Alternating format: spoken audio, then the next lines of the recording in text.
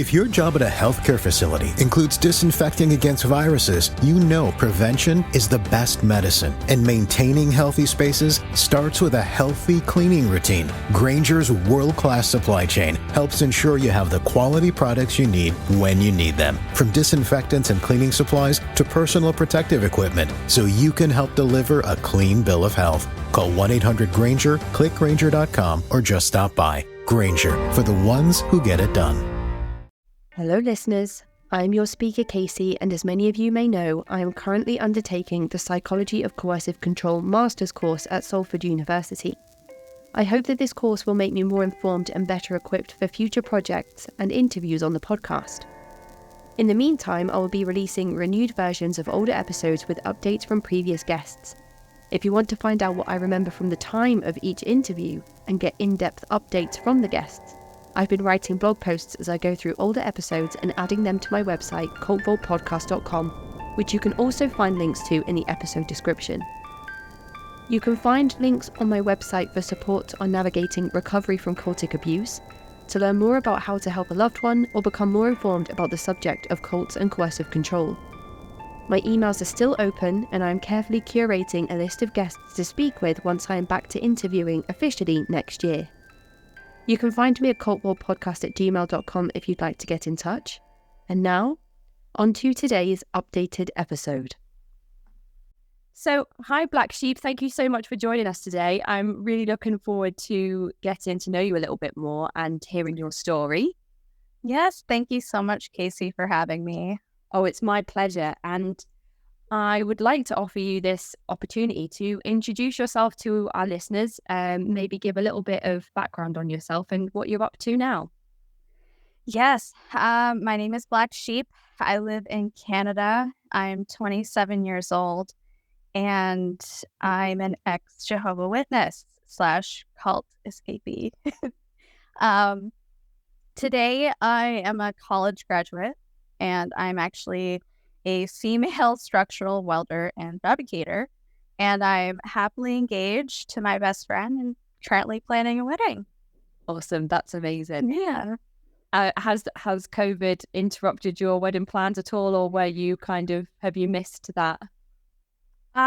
It did interrupt the actual proposal. We were supposed to do it in Punta Cana. But it happened about 10 minutes from where we live, so that's fine. That's fine. It'll be a story to tell people. Already is. So, it's my understanding that you grew up as a Jehovah's Witness from a very, very early age. Yes, I was actually born into it. Okay. Yeah. So, and you were born into it from both of your parents practicing Jehovah Witnesses? Yes, at the time, both of my parents were practicing Jehovah Witnesses, and at the time, even my grandfather was actually an elder in the congregation. Okay, and yeah. Was it just you in the house, or did you have brothers and sisters as well? Yes. Well, my mother remarried after my father left the religion when I was 3. So I had a stepbrother, stepsister, and eventually my mother had a child with my stepfather. So I have a half brother too. Oh, so eventually a big family, not to start with, but a big family overall. Yes. Exactly. Okay. Why did your father decide to leave the religion? Well, he really saw a lot of hypocrisy over the years, and he just had enough. It wasn't in his heart. He could see right through it, and he just had to make that jump. Okay. He made that final decision. And how is it? How does somebody go about leaving the movement altogether?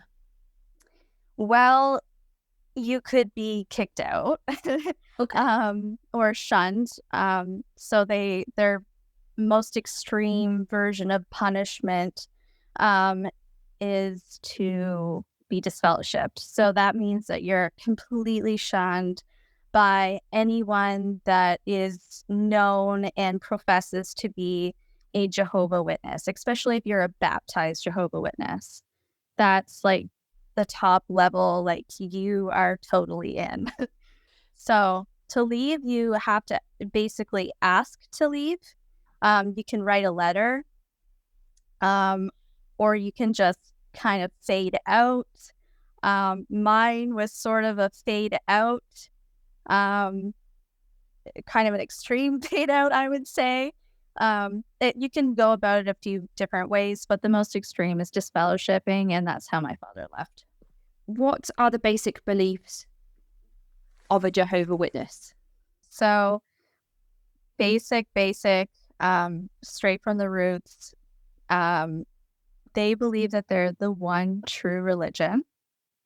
So they call it the truth.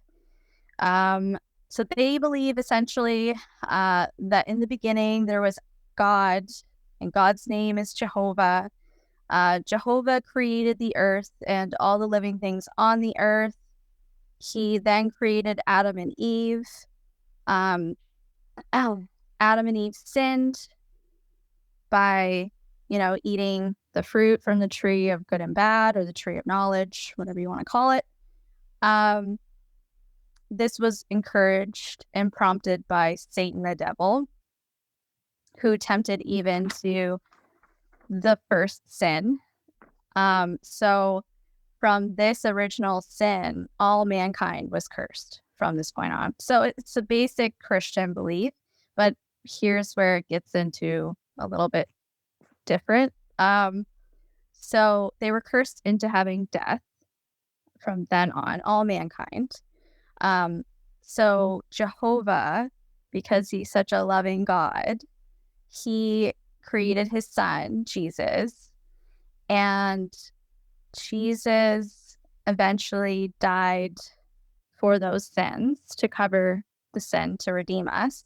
But he died not on a cross, on a stake. That's a huge difference for them. Crosses are not used at all. So now that we have this chance to redeem ourselves, Jehovah's purpose for mankind is he's going to restore the earth to a paradise where his original plan for Adam and Eve. And once, this is all after Armageddon. So once Armageddon happens, Satan and all of his demons, and all of the evil people that are roaming the earth will be destroyed.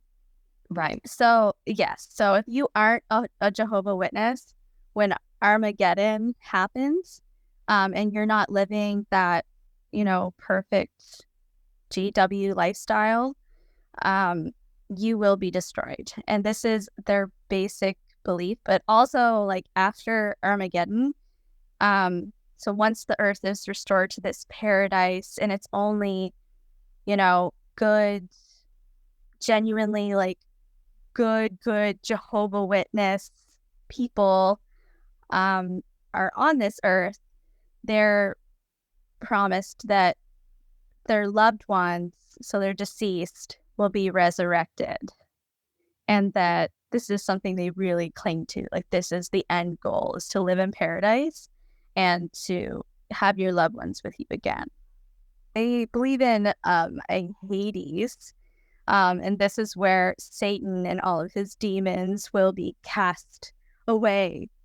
And but no, they don't actually believe in hell, which, if you were to go up to, like, I've seen, interviews on YouTube and stuff of people who are trying to, like, kind of accost the JWs, and they're like, "Oh, do you think I'm gonna go to hell?" And they would just laugh at you. They'd be like, "No, we don't actually believe in that."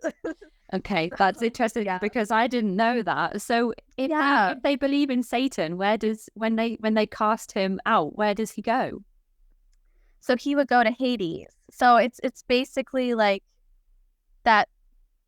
It's basically, I say that it's basically hell. that's basically, I mean, So Hades is not he's not a god in this in JW. no, He's the no, place. he's just locked away, like he can't do any harm, basically. Right, okay, Like okay. all of the JWs will be safe from him, basically. Right. So okay. because they believe that Satan is currently on Earth with everyone. So you have to resist that temptation of Satan and what he's doing. And, you know, all the world is being influenced by him currently. This is the belief.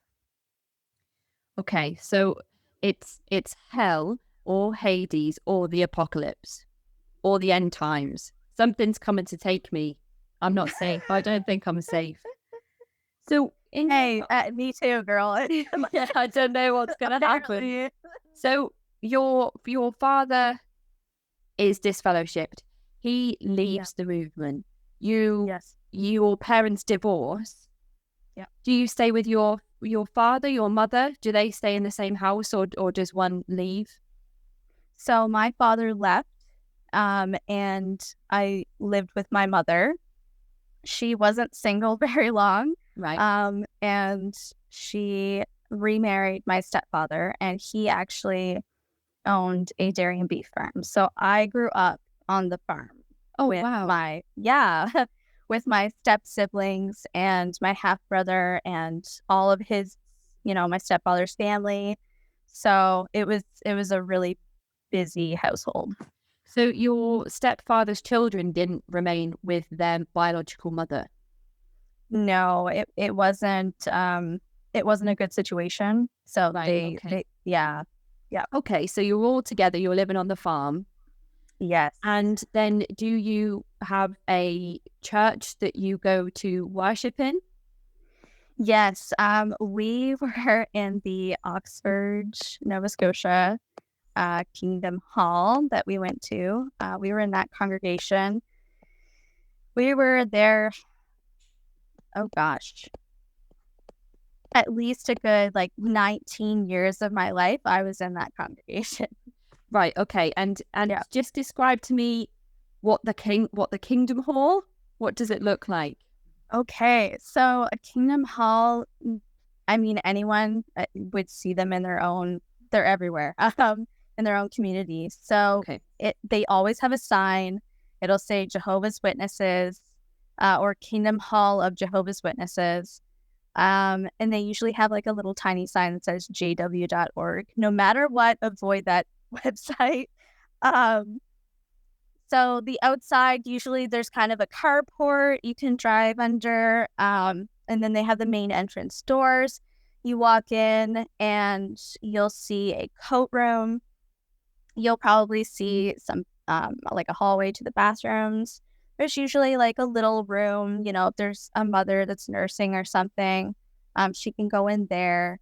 Then they have a huge, very open room.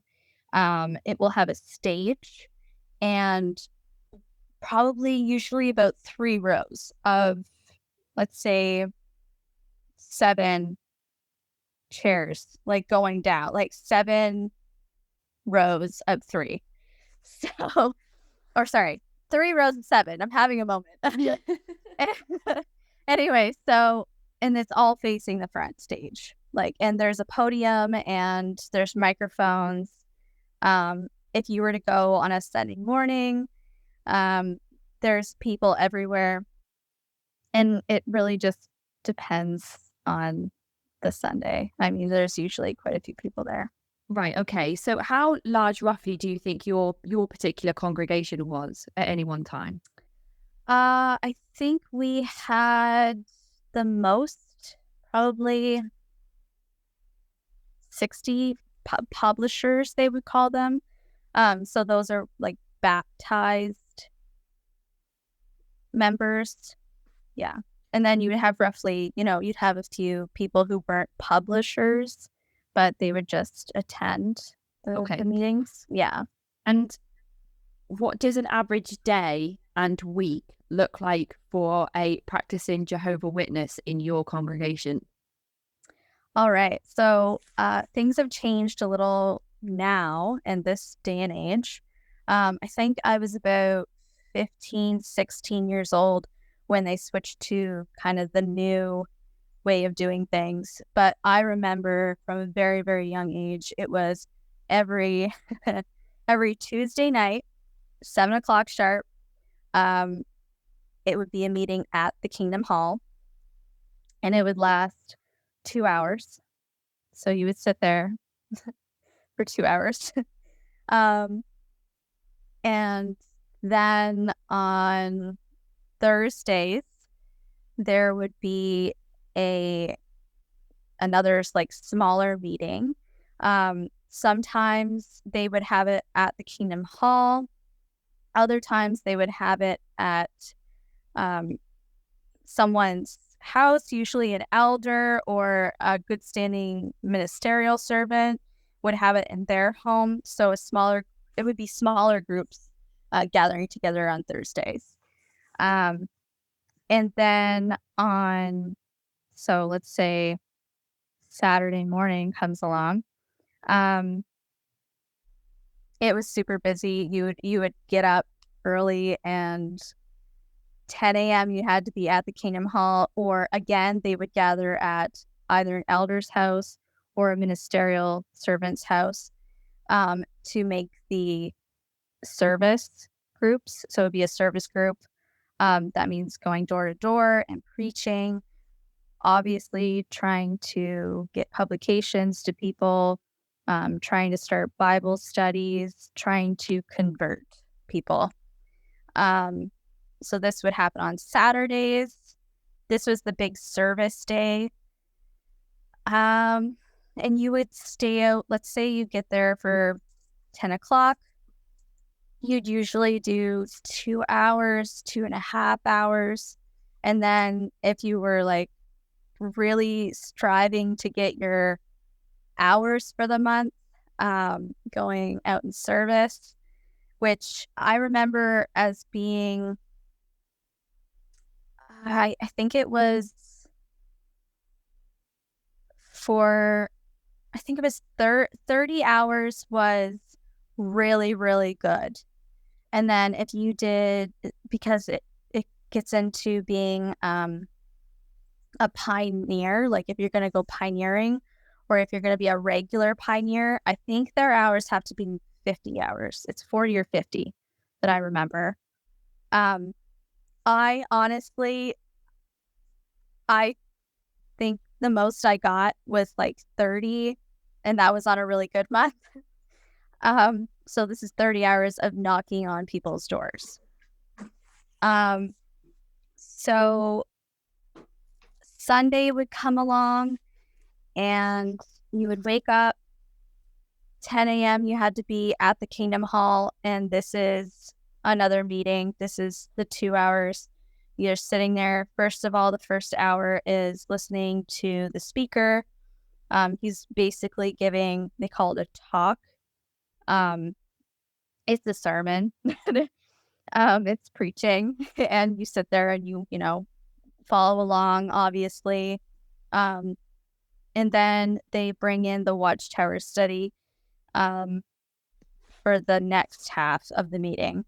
And that is where they take out their publication. This is worldwide. Every Sunday, there is a publication called the Watchtower that is read. Each paragraph is read. Underneath it, there are questions. So the reader will read, then the brother who is, I guess, hosting or in charge of, answering hands asks the question, and then you answer straight from the publication. You do not waver from the publication. So it's that repetitive read, ask, answer, read, ask, answer.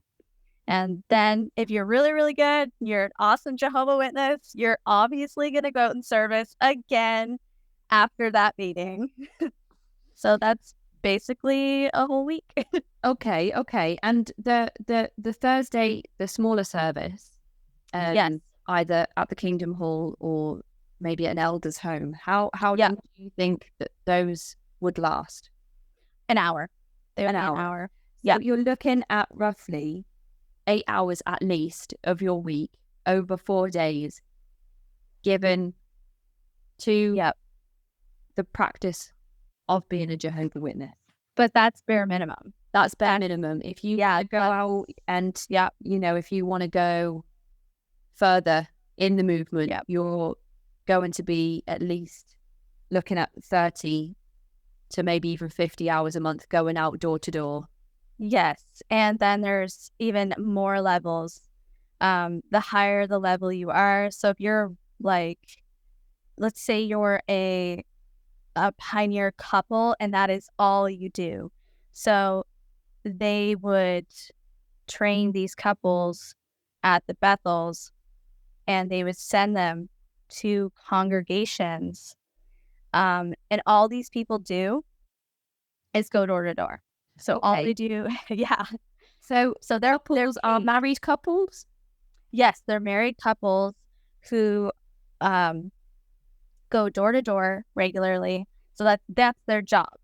That's right. They're paid to do. They are paid to do it. And when you say Bethel, yes, what does that mean specifically? Okay, so Bethel is headquarters for Jehovah Witnesses. Right. There is one here in Canada. There's one in the States. The one in the States, sorry, they are the head office, the epitome of, I guess, the actual headquarters. That would be where the governing body would live and spend most of their time. So, but there's actually Bethels all over the world. All over the world? Oh, yeah. Like every country has their own Bethel. So if like, say, I'm guessing couples have to be married. Oh, yeah. So I'm married to, I guess, a man as well. Oh, yes. Only men and women. Right. So I'm married no mixing to a man, and I'm guessing we had to be married before we could live together. Oh, yes. And we've decided that we're going to become full-time publicists. Well, it would be a regular pioneer. So, okay, regular pioneer. Yes. And so I would be sent to the Bethel in my country to be trained. Yes. Yep. Okay. You'd have to go for training. And it's very hard to get accepted for these kind of roles. You really have to be like, I know personally I could never do it. Not even if, like, when I was a Jehovah Witness, I did not have the patience, especially as a woman, to go through that kind of process. It's very hard. Do these roles, do they come recommended from the elders? Yes, it will be recommended. Like you have to have when you go for a job interview and they ask you to write down the name of somebody who can give you a reference. Is it almost basically? Yeah. Okay. It's all about who you know. So there's the elders, and then over the elders there is someone called the circuit overseer, and then there's a district. So it's basically, well, I guess he is a district overseer. Sorry. So the elders would recommend this couple. They would also apply for the position. And then it would be discussed like further in the ranks, basically. Okay, so they have to. There's a large hierarchy. Oh, yeah. Oh, huge. Yeah. Okay. And it goes all the way up to the governing body. Right. Okay. Yeah. So you've mentioned elders quite a few times. You mentioned your grandfather was an elder. Are these the people that lead your particular congregation? They are. They're the leaders. They're the justice system. They're everything. What do elders particularly? How do they become elders? Do they have to go through a similar process? Yeah. So basically, usually they get them. Let's say there's a young guy He's doing really well. He's getting his hours in service. His talks are great. He is, the epitome of a leader that they would love to have. He's great at converting people. He's getting a lot of attention, or he's just really, he's a great guy in their eyes. And Jehovah's Witnesses view as a great guy. Excuse me. So he would first be a ministerial servant. Right. So basically the gopher. I always view them as basically like they're the runners. They're like the intern for the elders. Right. This is their end goal. They are the ones that, they'll kind of get more privileges. They will get more talks that they're allowed to do. They're really kind of a golden child. And then they're an elder in training. That's essentially that actually is exactly what they are. They're an elder in training. Okay, and once they become an elder, how do their responsibilities or position of power change? Oh, immensely. Once you're an elder, they're basically the policing system for the congregation. They make all the decisions amongst themselves. They get new information that they weren't told as a regular Jehovah Witness. They have a new understanding, I would say, of what the Jehovah Witnesses are taught. They actually have their own book that they're given that a regular Jehovah Witness cannot even see. We're not supposed to see. They're not even supposed to. There was actually an interview I watched recently of a previous elder. Sorry, he was an ex Jehovah Witness who couldn't even get his book, his handbook, elder handbook, bound, like spiral bound by a Jehovah Witness that wasn't an elder, because it's so secretive. It's this whole other level. Okay. Do you think that is to encourage people to want to become elders? No, absolutely not. It's obviously they have things that they need to keep hidden because they're dealt with by the normal person's view wrongly. Like when it comes to, let's say, abuse of children, it's not dealt with correctly, as far as obviously the whole world is seeing now, because there's so many lawsuits against them and everything's kind of coming out. But it's actually, this is what this book is saying. It teaches them how to deal with certain circumstances and situations that are brought up in the congregation. So, yeah. Okay. And you've managed to attain this information from watching previous elders speak out about the things written in this book? Oh yeah, all of these are actually, like, this book is online. Like, you can see all of this. So it's not a secret anymore. Oh no, it's not a secret. It's been out for years, actually. And elders that run your congregation, how many would there be? Oh gosh, it changes here and there, but I think that the most that we had at a time, because we were considered quite a small congregation, I think we had, like 6 was the most that we had. Okay, so if you have roughly 60 members, that's 1 for every 10 members. Yeah. And did they all lead, or did they all run their services in the same sort of way? Basically, yeah. Basically the exact same way. I mean, they're not allowed to really stray from, they're actually not allowed to stray from anything that the publications say. Right. Their way of teaching might be a little bit different. Um, there were definitely some elders that I had a lot more respect for than others. You can read people, especially like being a Jehovah Witness. You're literally trained to read people and circumstances.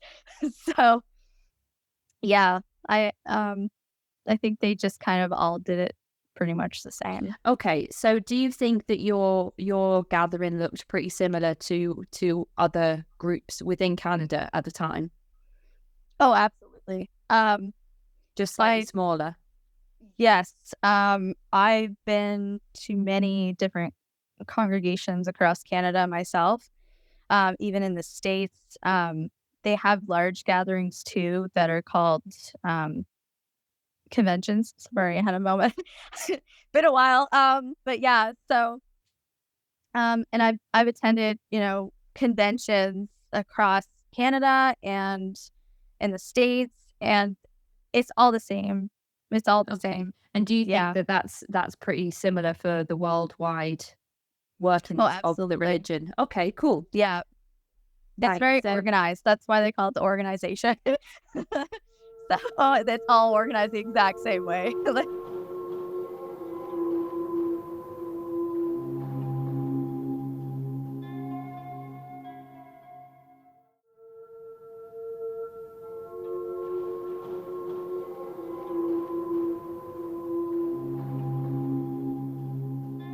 and do you think that your elders,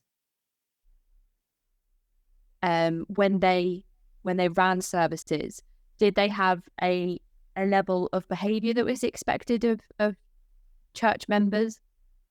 oh, absolutely. You had to be in what they would call the most I think it was like upstanding. Like you had to be, there could be no doubts that you were doing everything right as an Okay. elder. Is this in Yeah. terms of sort of clothing and Oh, yeah. attendance and Oh, yeah.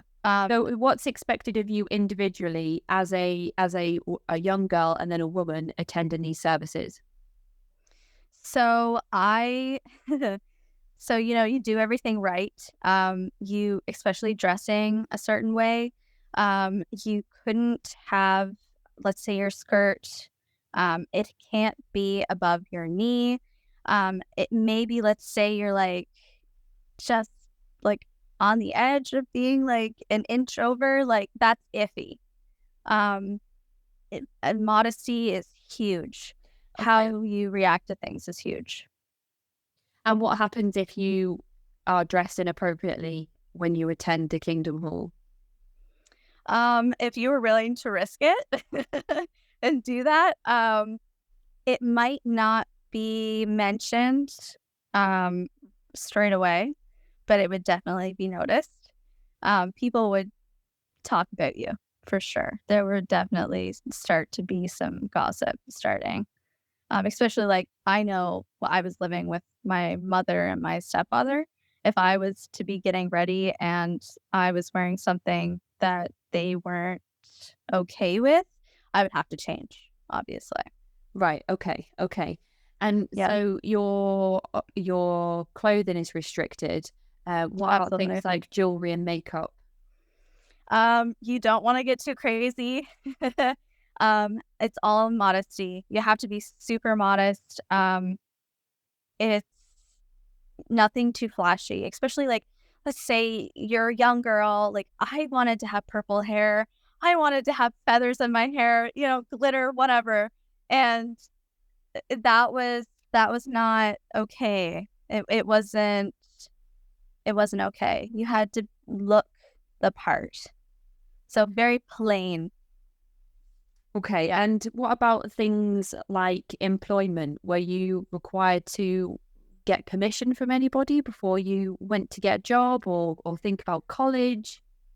Yeah. So I actually, as a woman, really you're not, what's the word I'm trying to think of? you're not encouraged to pursue college. You're supposed to really think of putting Jehovah first, putting the organization first. So I was not encouraged to go to college. I was encouraged to, think about going door to door full time.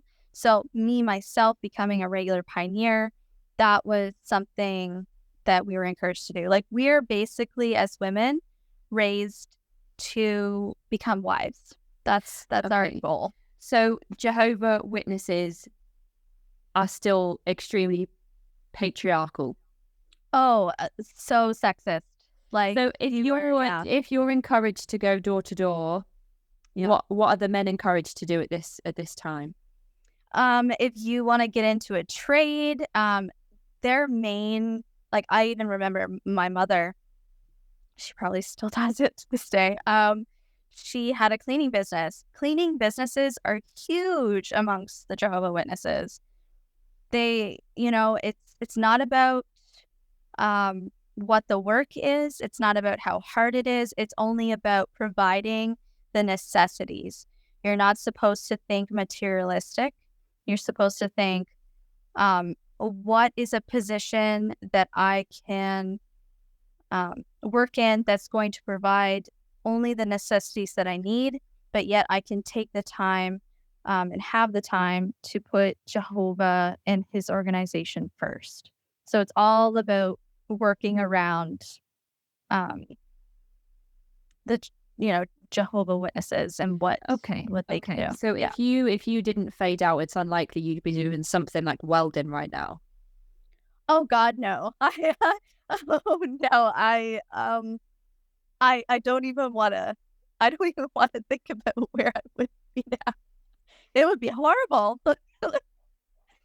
Oh my God. You also mentioned before, you mentioned during the Sunday service, a brother. Are you referring to your stepbrother, or are you referring to somebody that you're addressing within the JWs? Okay, so as far as names go in the JWs, so I would be sister. If my last name was Black Sheep, it would be Sister Black Sheep. Right. Okay. So brother Black Sheep. So you always say brother last name, sister last name. That's how it is. So everyone's a brother and sister because we all originated from Adam and Eve and their original parents. So that's why we're all brothers and sisters. Right. Okay. Yeah. And just going back to the elders, did they ever come round to people's houses for dinner? Absolutely. Oh yeah. So yeah, they did. They have some sort of if you're also asked to go to them to ask permission to do things. How much of a say do they have on the congregation members outside of the church? So usually if an elder was going to go over to someone's house for dinner, they wouldn't just show up unless it was like a shepherding call, which would be like encouragement or maybe or like we didn't see you on Sunday. Hint, we know something's up. Kind of oh, okay. Yep. Yeah. So they're usually like invited. Obviously, like you want to be around elders. You want to have them in your home. You want to, have them in your life because they are the epitome of the best Jehovah Witness in your congregation. So you want to surround yourself because it's all very it's kind of like the Joneses. It's kind of like they're the top notch. So they're the celebrities. So yeah, when it comes to what they have to say as far as your life and what's going on and outside, they know everything. And they will find out. And it's not just from them. It's not usually them who does the digging. It's usually from other Jehovah Witnesses who are huge tattletales. Okay. Is that encouraged within the church as well? Oh yeah. Oh yeah. There's huge tattletaling. It's all about,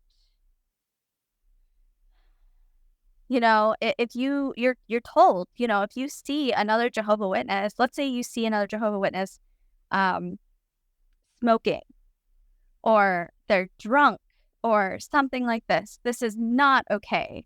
Or if you see a single Jehovah Witness woman, um, out holding hands with some random worldly guy, who, of course, worldly means someone who's not a Jehovah Witness. This is insane, and you need to go straight to the elders, because that person's spirituality is obviously been tainted, and they need help. Okay. So you're taught that you're telling on them. You could first go to, so you can give them a chance to change, or you go straight to the elders. So a lot of people just go straight to the elders because they're like, "Ooh, I got some juicy tea to tell you." What are the repercussions of sinning? Okay, so it all depends on the sin. Okay. So let's say I was to go and, okay, before I left, so a perfect Jehovah Witness, and then I slip up and I have an affair and I sleep with this guy. I would be given a chance to repent, and it's all determined on your elders in your congregation.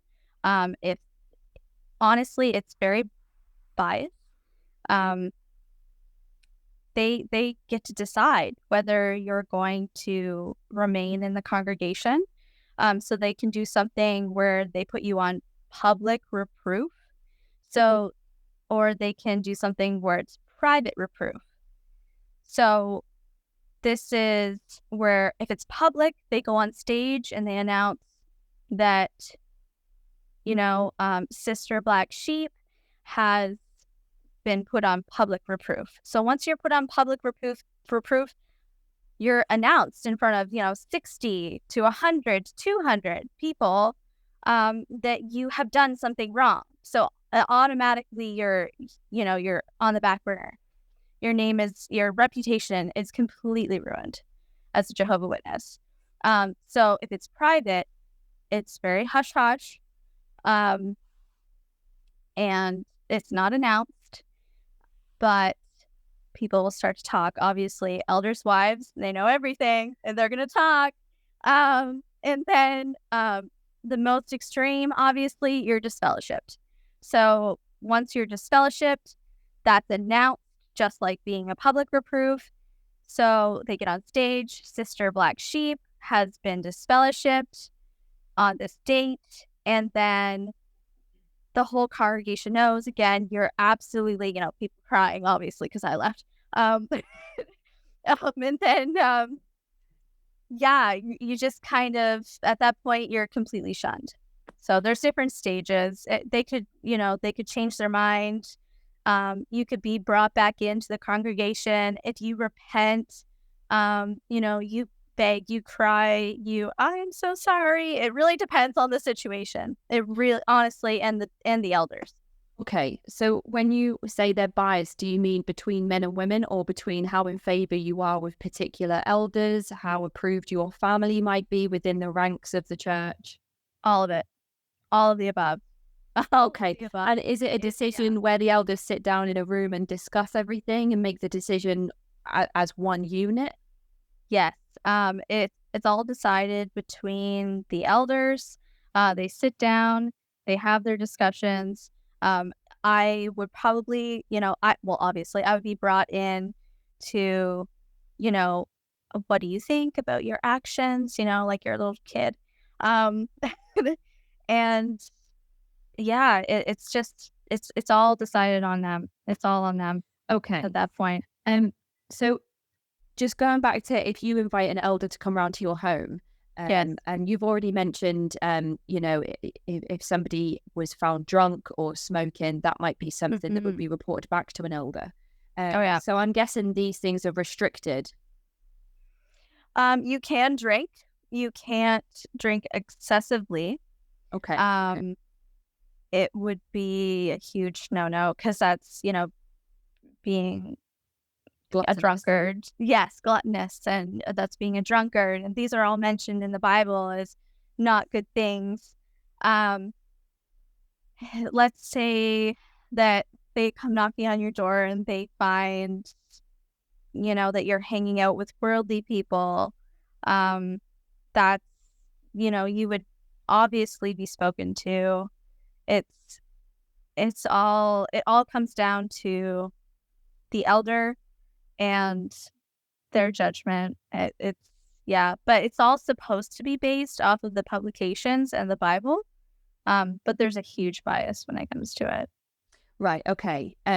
Is there anything else substance-wise that's restricted within the church? Any type of food? Yes. So they have, this huge thing about blood. They will not take blood transfusions. Well, they're not supposed to. It really comes down to personal choice in the end. But I remember growing up myself, it's gonna sound crazy, but any sort of meat product, like a hot dog, like a simple hot dog, if you read the label and it said mechanically separated, I couldn't have it because it could have blood in it. So, and how you growing up on the farm, how you butcher, and clean and drain the blood from, say a cow that we killed, it all comes down to, is there going to be, get as much blood out of this as you possibly can. Like, I remember not being able to eat like a nice rare steak until I was like 23. So, there's a huge no-no for that. As far as, when it comes to your outer look, no, like for men, it's a big no-no to have like, an outrageous beard. You have to be very prim, proper.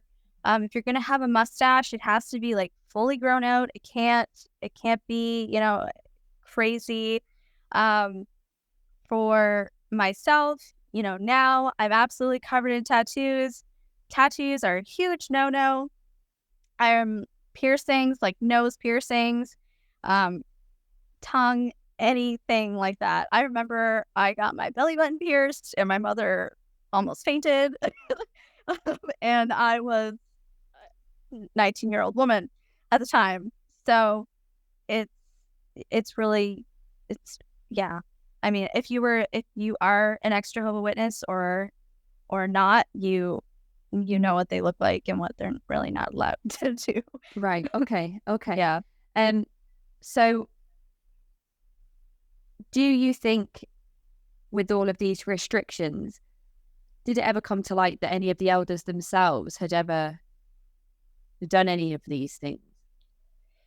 You know what? I've heard, I don't know if it's accurate, but I've had conversations with a few, and they've definitely expressed some things off the record. I remember one guy he had been in jail, and obviously repented of his sins. Um, so it's not about your former, like before your elder life or before your JW life. It's all about what you're doing in the present. But definitely, like I've seen some things, I've heard some things, and they're not perfect. Let's just say that. Okay. Do you think that elders ever withheld information from you as church members? Absolutely. Every day. Every single day. Yeah. And when we spoke about the governing body, we mentioned in our exchange of emails that they're mostly made up of men. Mm-hmm. Only men. So it's only men. Only make up the men. governing body. We've spoken about how patriarchal the Jehovah Witnesses seem to be. In terms of relationships, are you encouraged to date a certain person? Will they encourage, they'll say, oh, John's a lovely boy, why don't you go and speak to him? Why don't you go for a walk together? Yes, there's a lot of that. Okay. I know personally, I was encouraged not only by like certain elders, but ministerial servants, or I have a friend, or I have this nephew. It especially my mother was a huge pusher when it came to, oh, you should, of course, like they have parties, where a lot of young people get together. They're very boring. There's no alcohol. And of course there's no kind of absurd music that isn't acceptable or appropriate for them. But these would be chances, or the conventions too. These would be chances of, this is your debut, basically. Like, you get to see other young people, the elders, oh, hi, this is so-and-so from blah, blah, blah congregation. And you definitely wouldn't be encouraged to go off alone. But you could sit down and, have a chat, or maybe you would get a chance, let's say it's service and they're at your service group. Oh, maybe you two could, be service buddies. But you would go along with another couple. There's chaperoning constantly. You don't get to be alone. Yeah. Okay. So obviously the chaperones are probably reporting things back to certain members of the church. I don't actually know that, but I would think so. I mean, just as far as, especially like gossip, spreads constantly. So let's say you're interested in a guy and you tell like a sister, like, oh, like, yeah, I really like him. He's really cute, kind of thing. It would be like all over the congregation. Oh, Right. you got a crush, basically. Right. Okay. So I guess that was difficult to build any level of trust with anybody within the church. Oh, but no, you really couldn't. Okay. Really couldn't. No. We've talked about how patriarchal the church is. I'm guessing if it's if it's not allowed within the church for same-sex marriage, that if you were a member of the LGBTQIA community, that probably wouldn't be known within the church. No, they absolutely do not accept homosexuality. They believe that it's something that can be changed and that you can repent from that. It's a choice. It's not a born with. Okay. Yeah, that's their view, not my personal view at all. Okay. Did you ever know anybody within your church that did identify that way and just sort of kind of kept it to themselves? Yes, not personally in my congregation, but in other congregations, yes. Okay. And I actually, had a personal experience with that. Okay.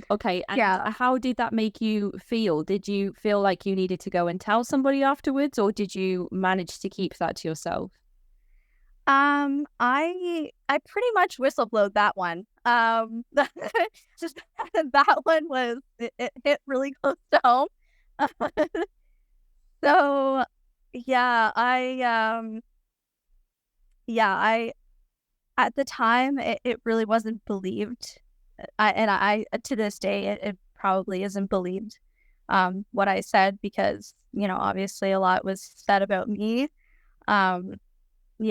So I guess It didn't really go well for me. Okay. So when it comes to dating and relationships, you're encouraged towards certain people, and you're influenced by and encouraged by your parents and other church members. You're chaperoned and watched all of the time. Yep. What about confessional? Is that what it's called, or is there a different name for it, or does that not happen within the JWs? It's not really a confessional. It's, you don't sit down and, tell all of your sins for the week kind of thing. It all really comes down to what they would call your trained conscience. So basically, you've learned all these things all throughout your life as a JW, and it's drilled into your brain what is right and what is wrong in their eyes. So if you, let's say I had a moment and let's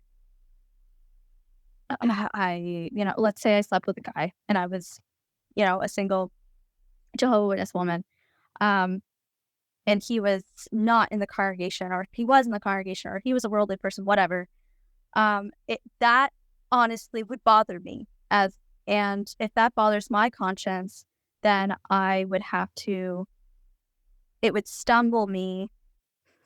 That's another term they use. It could really hurt my relationship, hurt my spirituality. So I would go to the elders and confess then. Right. Yeah. If I'm ever the opportunity to bring in a worldly person within the congregation, if you wanted to bring that person in so that you could potentially have a friendship or a relationship with that person? Yeah. Well, friendships with worldly people is not becoming of a Jehovah's Witness. You're gonna meet people day to day. I loved, going to work because I get to meet all these new people, and but it's not allowed to, to date a worldly person. So if you're bringing this worldly person into the JW world, that person would have to study. They would have to go through all of these hoops to become a Jehovah Witness. And then, then you could probably date them and marry them. But it would be a really long process. And in the end, usually, I've heard, I even had a family member who did this. She met some guy, she fell in love, they dated, and, he didn't actually become a Jehovah Witness. So she's still, to this day, pretty shunned. It ruins your reputation, and it's all about reputation. Okay, I suppose as well, if you're bringing somebody, a worldly person, to your congregation, you've already been associating with that person outside of the church. Yeah, you're so already. It would be difficult to bring that person in. Yeah, okay. And plus you would possibly, it's a huge risk. You're usually, every instance that I've heard, there's some sort of, punishment or consequence from the elders. Yeah. Okay. And in terms of fundraising, were you ever encouraged to go out fundraising, or you just mentioned being at work? Were you expected to give a percentage of your wages over to the church? How did that work? Yeah, so we didn't have a set amount that we were to give. It was supposed to be voluntary donations, but we, I think it was every Tuesday meeting, once a month, they would bring up, the expenses of the Kingdom Hall and listen, here's an amount that if we all gave, $8 this month, or if we all gave, let's have a vote and everyone can put up their hands and this will be our set amount for how much we would like to give. I don't remember myself ever donating. I felt that I was donating enough of my time. So I mean, yes, there is circumstances where people donate and they're very generous. Um, and I've even heard of people donating, if they didn't have any family members after they pass away. Um, yeah. So there is, some sort of, set donation that you're supposed to give. And there's even documents that I've seen and read and heard of currently online from witnesses that are still that are kind of tiptoeing their way out um, on Reddit that, recently they're saying, can we give more, to the organization, kind of like guilting you into it. There's a lot of guilt.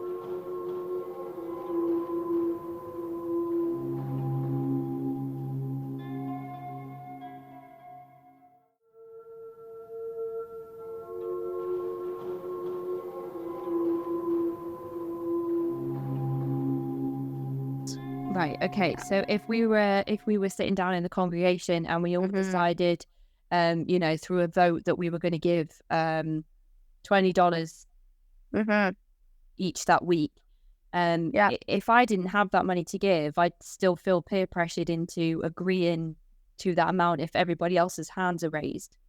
Yeah, one thing I remember them using a lot was the example of the woman who had nothing, and she had like her last money, like her last little bit, and she gave it to Jesus. And this is like a passage that they use over and over and over, like, you're giving your everything.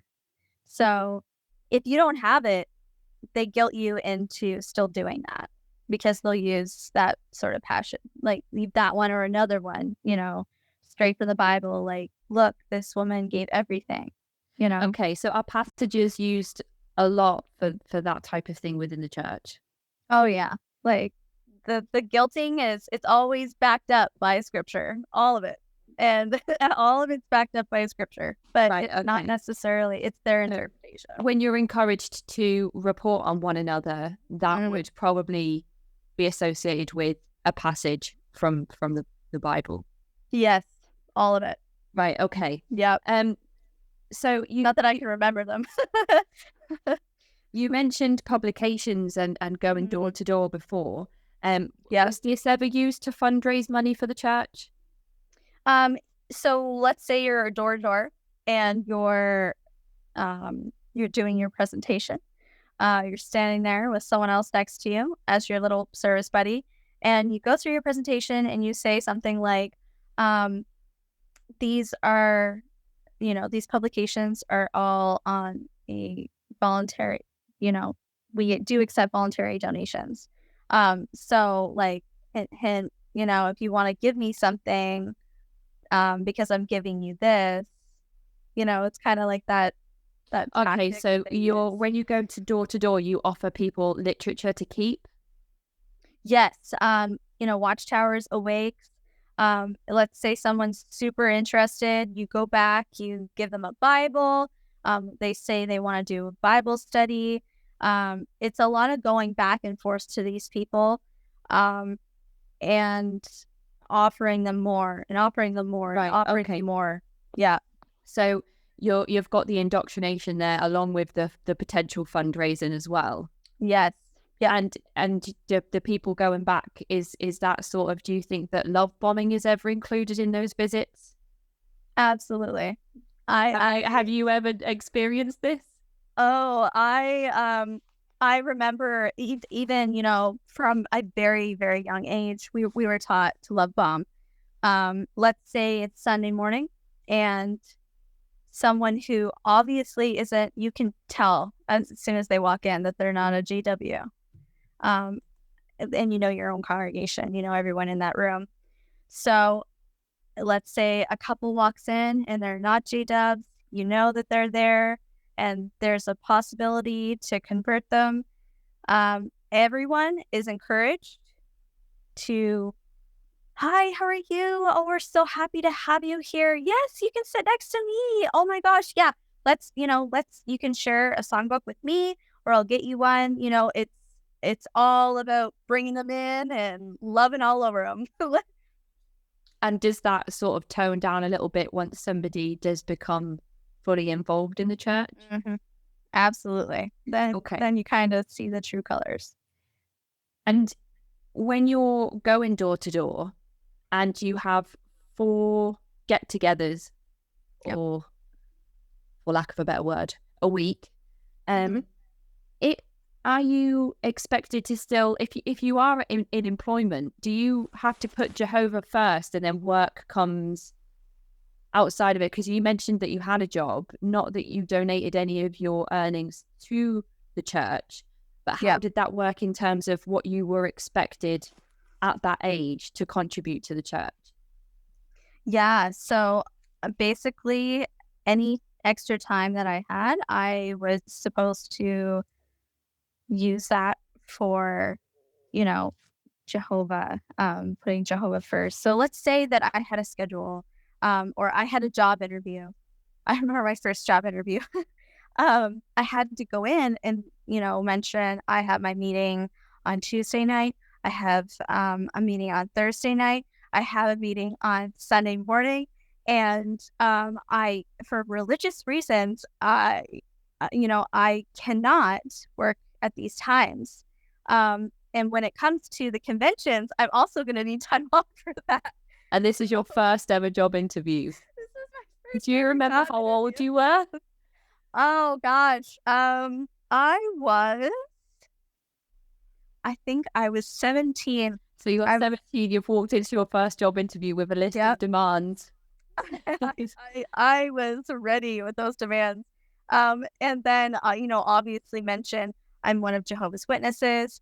When it comes to any sort of holiday, I cannot celebrate. When it comes to, other employees' birthdays or my birthday, please don't pressure me to celebrate their birthday. It goes against my beliefs, and my own birthday I do not celebrate, sort of thing. So I was a whole lot of baggage at 17, but I got the job. You got the job. Well done. Congratulations. Yeah. So when you speak about not celebrating holidays and birthdays, what school did you attend? Regular Okay, school. and how was that in terms of identifying with other pupils or people in your peer group? Talk us through a little bit about what that was like. Oh gosh. Okay. So here in Canada, beginning of the day, we always, you have the national anthem. I was not allowed to stand up for O Canada. Even like straight from the start. As being in kindergarten, primary, no standing for O Canada. You sit down. I was encouraged by my mother to, put my head down, cover my head with my arms, kind of thing. Kind of something I did from that point on. Also, when it came to, let's say, November 11th, you're drawing poppies as a little kid, for Remembrance Day. That was something I wasn't allowed to do, or Christmas, anything, like a picture, a movie, anything. When it came to that sort of thing, I had a completely different assignment from the teacher. If it was someone's birthday they were celebrating, or a movie that I wasn't allowed to watch because, like, let's say Harry Potter, I wasn't allowed to watch it because it had so-called witchcraft in it. So I had to go stand or sit in the hallway, which was great. So you probably felt ostracized or alienated from a young age. Absolutely. Did you ever mind this, or did the church have that sort of mindset of teaching you that you're very special, you're the chosen one, you shouldn't mind any of these things because you're going to live in paradise at the end of all of this? Yes, that was drilled, absolutely drilled into me. And I did have my moments where I'm gonna live and you're gonna die. As a little girl, I remember a little girl. I absolutely crushed her dreams of Santa. Um, I totally told her the truth. Um, well, the truth that I thought was the truth at that time. Um, and made her cry. So I apologize to you, Sarah, wherever you are.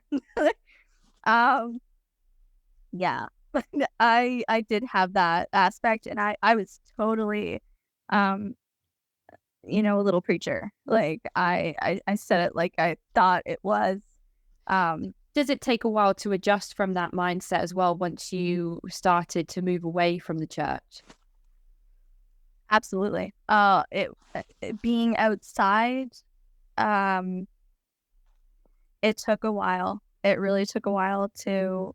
Um, I had to retrain myself, and there are still things to this day where it's just drilled, and I have to stop and go, "Whoa, wait a minute, now," and rethink what I'm about to do or what I'm about to say, um, and just kind of,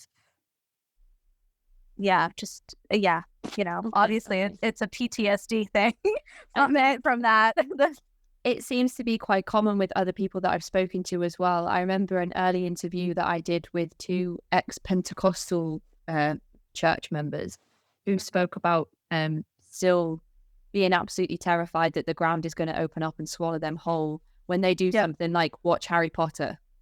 Yeah. So I my can't imagine. father. Yeah. My dad That still happened the to same him. way. He it took a long time for him.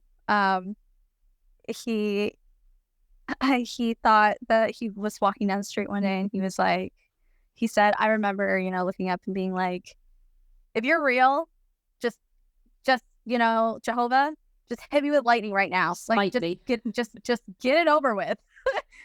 Kind of thing. And Instead of just living in fear. Yeah. It took a long time. So I mean, at this point I'm like, whatever.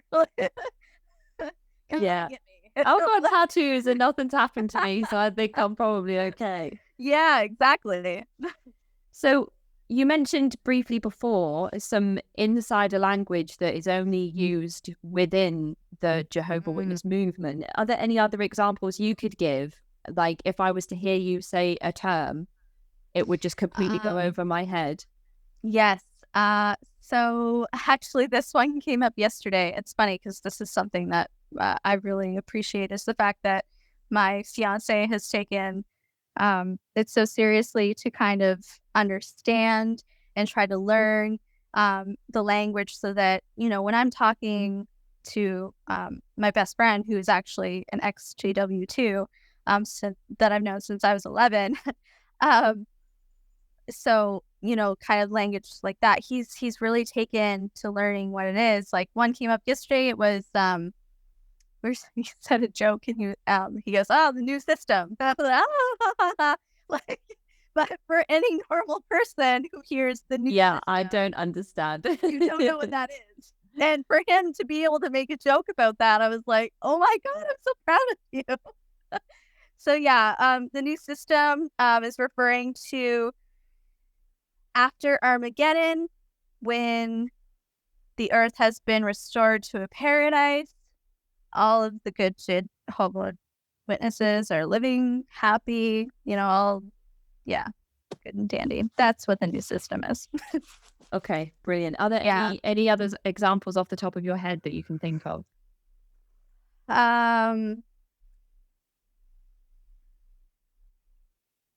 Circuit overseer? A CO. Okay, what is it? A circuit overseer is a CO. Yeah, okay, CO. Okay. If you say CO, let's say you're going door to door. This is a great one actually for everyone who doesn't want a Jehovah Witness to come back to their door.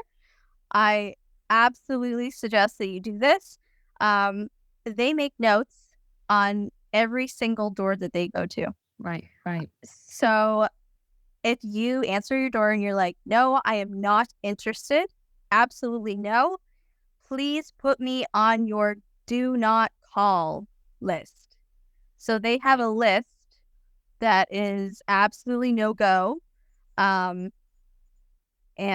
if you ask to be put on that, they probably will not bother you again unless an elder comes to your door, and that's what you don't really want. Right. Okay. But again, don't, do not. So they wouldn't be put off if I was to say to them, I'm a practicing Wiccan or something. No. Oh God, no. They just keep, just keep coming back. Yeah. You've just mentioned briefly, the kind of strides that your partner has taken to support you. Yes. For other JW ex-members or, ex-JW members and ex-cult members or survivors of any type, do you think that is something important to maintain in a healthy relationship, sort of the patience and understanding from your partner's perspective? Absolutely. Yes. Is there any advice that you can give people who may be in a relationship with a cult survivor? Talk. Honestly, talk. Just, you know what? If they're not ready, when they are ready, just listen and try to understand that they are not the ones who put themselves in that situation. And it's not their fault. And no matter what, just listen, be there. And if they're going to cry, let them cry. Okay. I've heard a lot that disassociation seems to be a big factor of cult survivors. So when there's any sort of confrontation or disagreement within a relationship, they tend to just cut themselves off or just sort of shut down almost. How do you get past that as a cult survivor? I do have a habit. It's very easy for me to just shut down, like you said, and be very cold. I'm trained to be able to say goodbye to anyone in my life at any moment and, move on right then and there. Like, oh, they're gone. Whoops. Oh, well, that's next, kind of thing. So it took me actually a long time to be able to kind of not run away all the time. And to really face things and go, okay, I'm in this moment. I can't let what they've drilled into me take over. I can't do that flight, that going back into survival mode. Okay. I have to be in the moment. Right. And do you think that disassociation comes from the periods where if you're doubting your faith, you're encouraged to pray and meditate? Is that right? Yeah. I think that's a big part of it. You're supposed to kind of just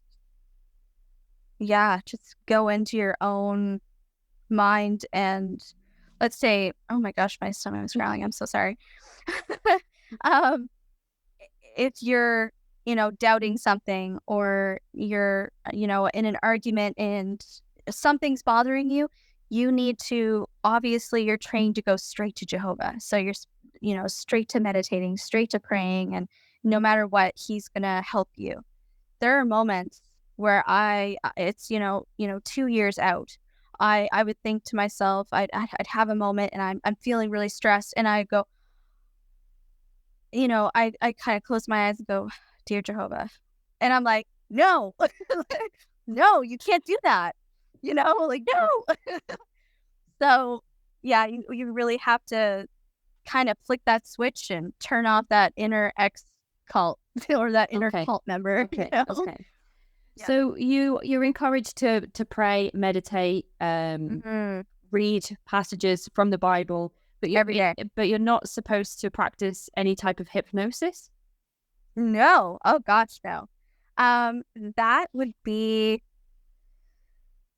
that's a big no-no. I actually remember there was a hypnosis.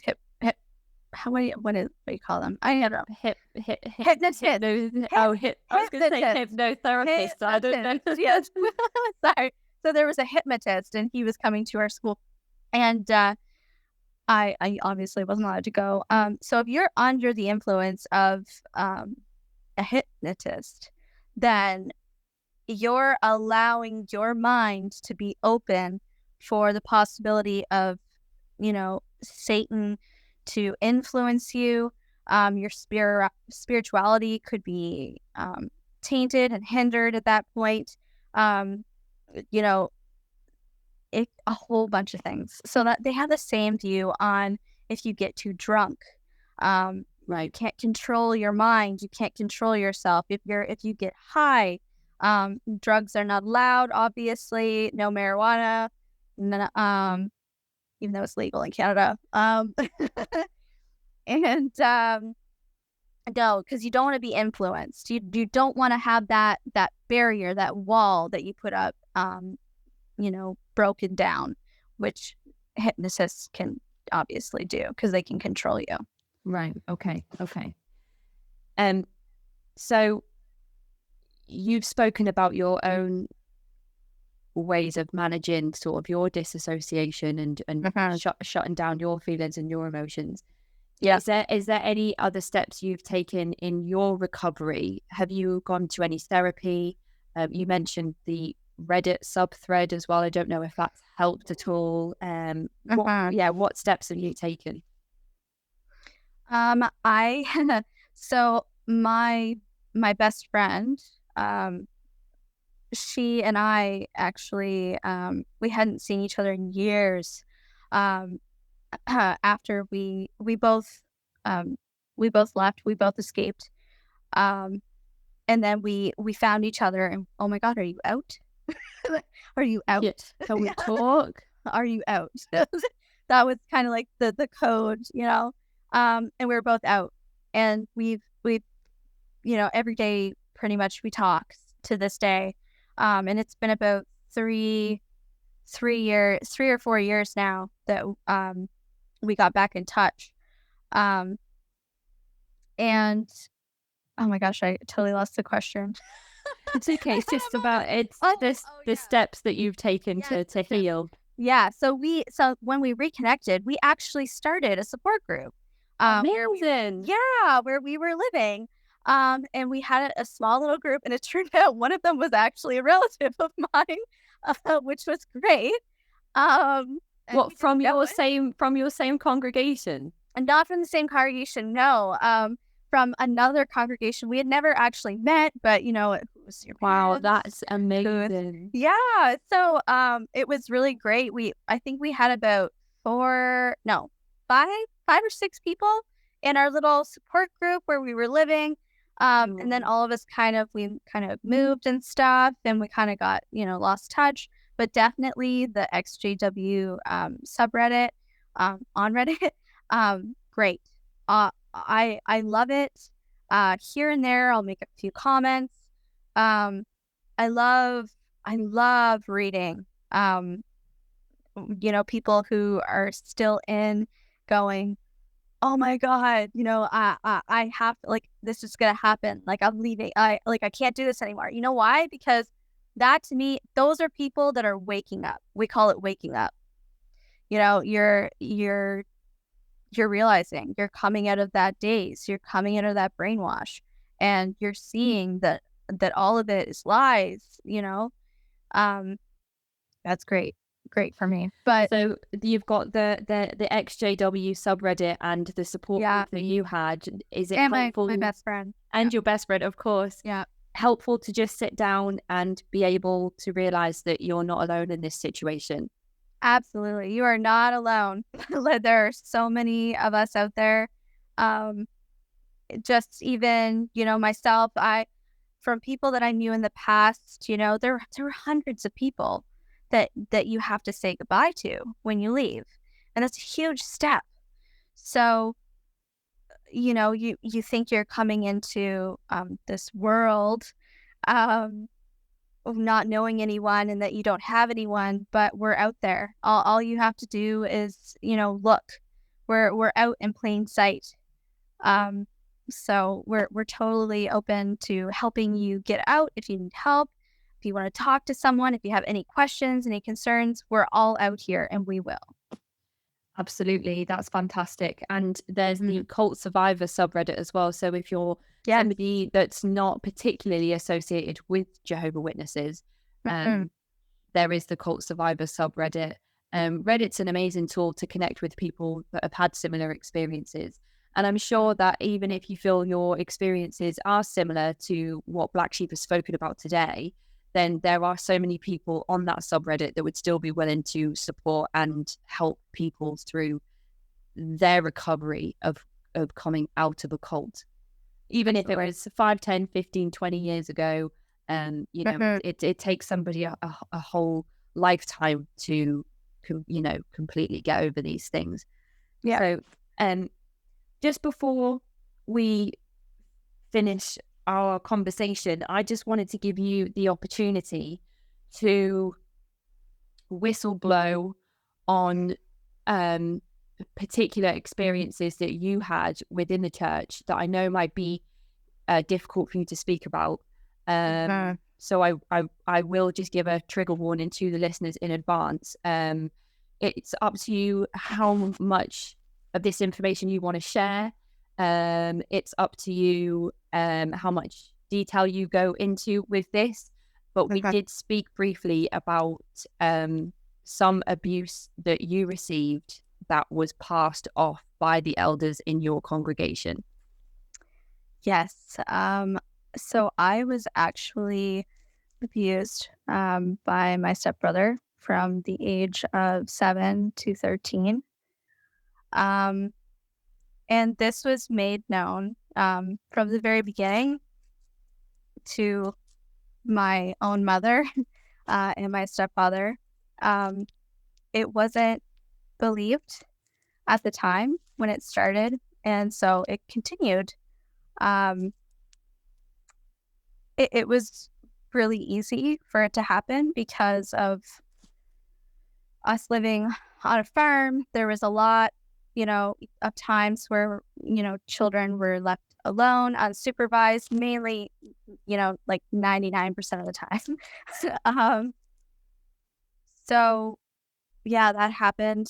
And the first time it happened, I went to my mom and, crying. I knew it was wrong. I was a little girl. And yeah, it was not believed.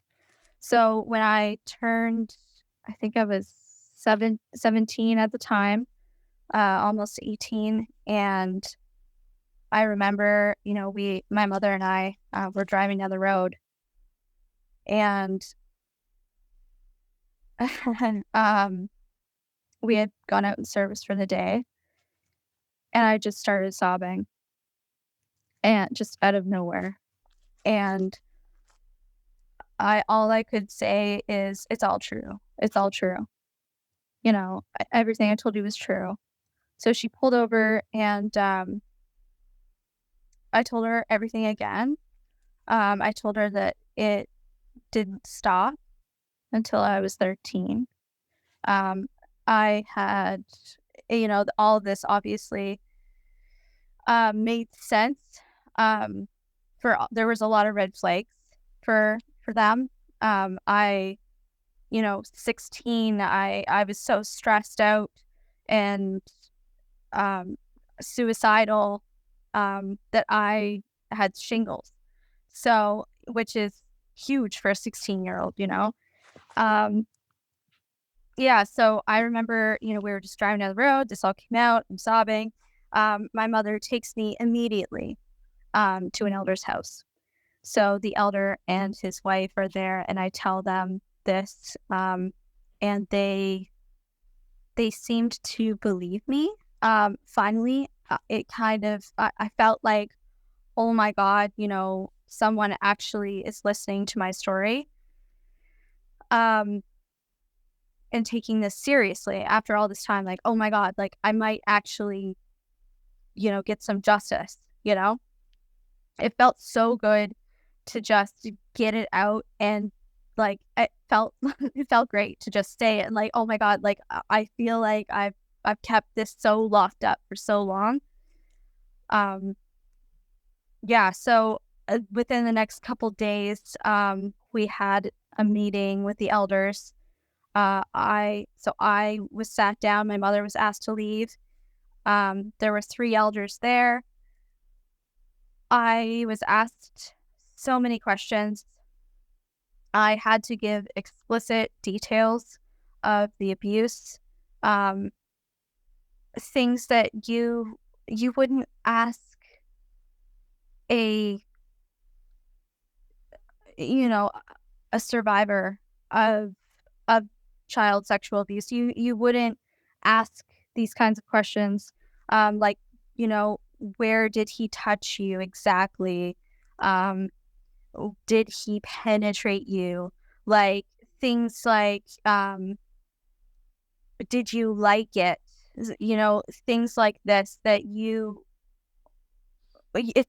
alone. You're a young girl, well, a teenager, and you're in a room with 3 men, and they're asking you these questions and sometimes taking notes. Um, yeah, it was an interrogation. That's the only way that I could describe it.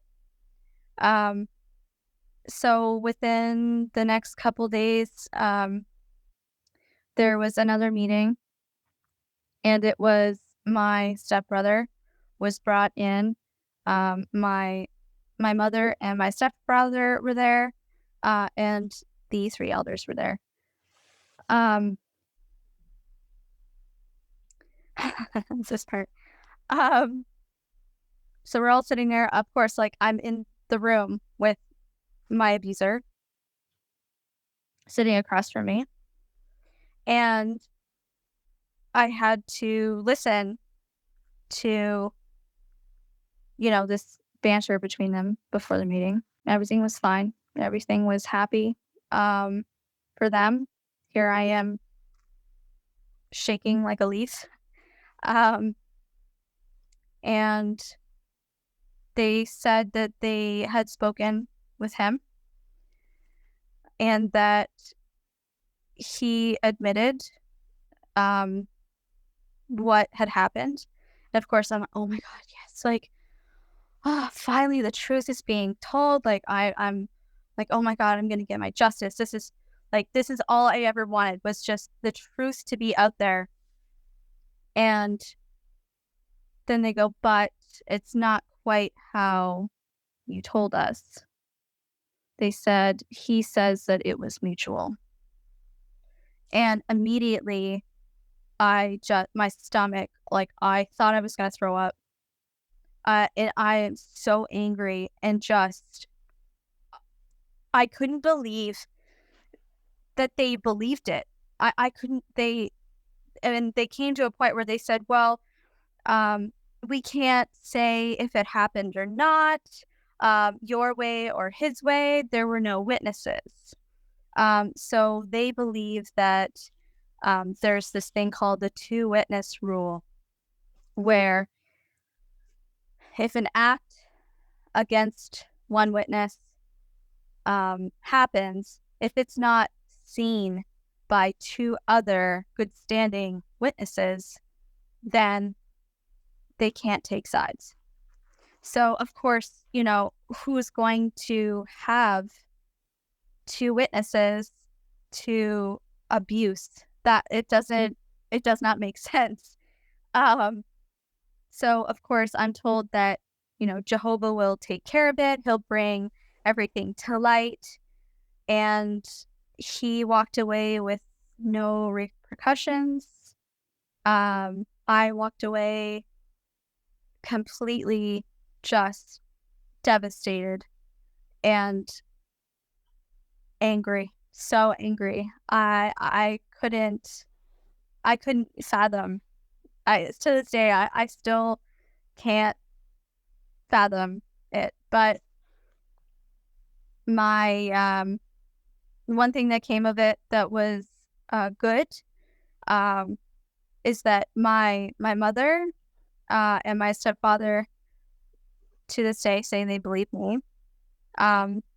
Yeah, my stepfather actually walked in at a moment where I was 13, and we were in the barn, and I had a pitchfork to his neck, to my stepbrother's neck, because he tried to touch me, and I just swiveled around and said, can I say?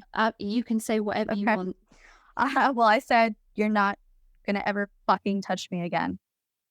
And I'm sobbing, I'm crying, and my stepfather, takes the pitchfork out of my hands.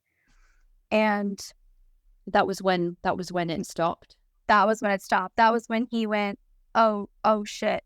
Like, she's like, I was an overweight, teenager. I was I was really rough because I had to fight. So when you're doing that every day, you get it. I was so angry, and I just wanted to stop. And I think that flicked a switch. And also it stopped because I got baptized, because I thought, I felt so dirty and I felt so gross that, if I cleanse myself by getting baptized, that, this will help. Okay. But it didn't. And yeah.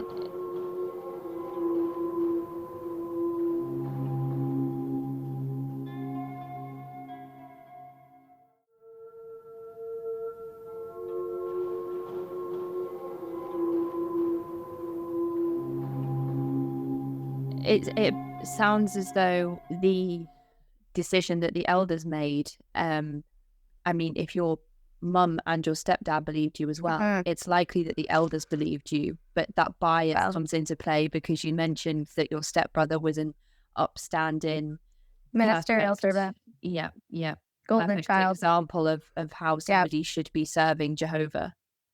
Yes. So even after that, I would have to sit there at the meetings and listen to him on stage, teaching about being, how to be the good Jehovah Witness, and, all these different sermons, and people, treating him like he was this amazing guy, really. And I knew the real him. Mm-hmm. And it really, that's really what shaped my, I remember, crying and sobbing at night, why isn't Jehovah doing something? And, sorry, being a little girl going through that, and it just, that Jehovah didn't help. So did that the really decision that did the decision of the elders mark the start of your distancing from the church? Absolutely. I at that point I was like, what's the point? What, you're protecting the bad people. This is supposed to be good people, Why, if you're not going to believe me, then what am I supposed to do, And of course I'm told, Jehovah will bring this to light. Jehovah will, everything's going to come out. The truth will come out, Here I am yelling the truth and no one's listening. Or they're listening and they just go, well, we kind of can't really do anything about it. And, they did tell me in that meeting that straight from the Bethel and from the circuit overseer that this is how they were supposed to deal with this. Right. So, it makes you wonder how common this situation might be within the entire organization.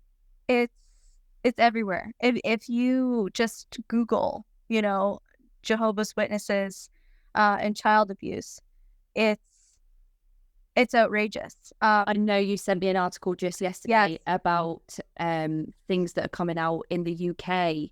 Yes. Around child abuse within the Jehovah Witness movement. Yeah, it's everywhere.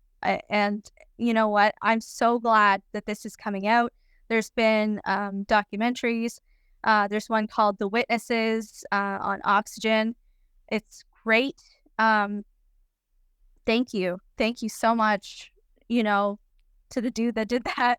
Um, it's great. It's great for people like me who need to tell people, who need to have that out there, who need to warn people that the elders, the governing body, the circuit overseers, they know what's going on. They're protecting abusers. They're protecting abusers. And it's something that's been going on for years, for absolute years. It's important as well for light to be shed on these things that are happening, because users can't be taught that their heinous crimes against other people and other people's bodies against their will. It is repercussionless. They can't go through life thinking that the abuse that they inflict on people doesn't have any consequences, because if you receive no repercussions for the abuse you've inflicted on other people, what stops you from continuing to abuse people? Yeah. And one thing too that they ask you, and they asked me, was, you know, have you gone to the police? Have you told the police this? I was not allowed to go to the police. Since then, the police have been notified. But you know, even after I was out, it was, you know, I can't do that. I can't do that. You know, like, it was just, it's so drilled into you that your justice system and your policing system and the people who are going to protect you are the elders. So they're the highest of the highest because they're the closest to Jehovah, you know, and all that matters is Jehovah. Okay. So, yeah. So you begin your distancing from the church. How was it that you actually left the church altogether? Was there a significant event that happened? Yes, very. So I actually ended up getting married when I was 19. Okay. Yes. I was married for 3.5 years, I believe. I was 22 when I left. So here I was in a relationship, married, did the whole, you know, we were still Jehovah Witnesses. At the time, I was kind of fading out. I was really seeing what it really was, for what it is. Excuse me. And my ex-husband was not living the perfect Jehovah Witness life, for sure. He was into some activities that would be very questionable to the Jehovah Witnesses. But his family, I think it was about, I think they had like 7 or 8 elders at the time. And like, maybe one of them wasn't his relative. So, right. Oh, okay. So he's yes, he was very taking part in activities outside of the church. Yes, that were very not okay. But he has a lot of family members that are elders with a lot of power. Right. Yes. Okay. So when it came down to it, I one evening, you know, I broke down and I can't do this anymore. I can't live like this anymore. You know, it was like having a roommate.